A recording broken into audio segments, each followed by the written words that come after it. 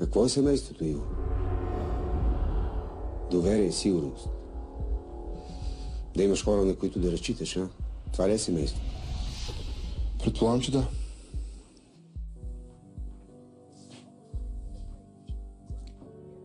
А що моето семейство не предава, Иво? Аз вече ти казах, Страхил и Здравко. Не, аз това вече го знам, но защо се стигна до тук? Организационни проблеми. Аз имам организационни проблеми. Да. Искаш ли да ти кажа какво е моето мнение? Ти имаш проблем. Аз имам решение. Не искам да ги виждам повече. И двамата.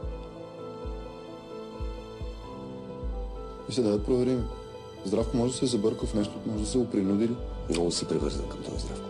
Носи добри пари, разбира се, от работата момчето, точен. Точно така. Искаме да го правиш. За един бизнес. Ясно.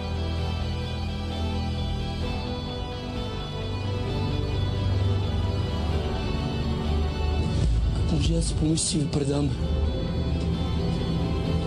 Ние сте ми като братя.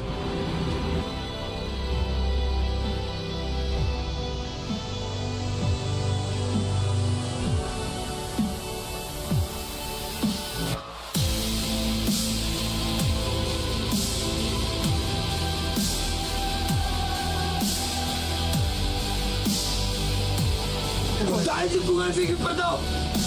Братите си има на грешка! Питайте Страхил! Питайте Страхо! Страхил вече нищо не мога да кажа. Не, донеси ги едно друго момче. Страхил му ги даде!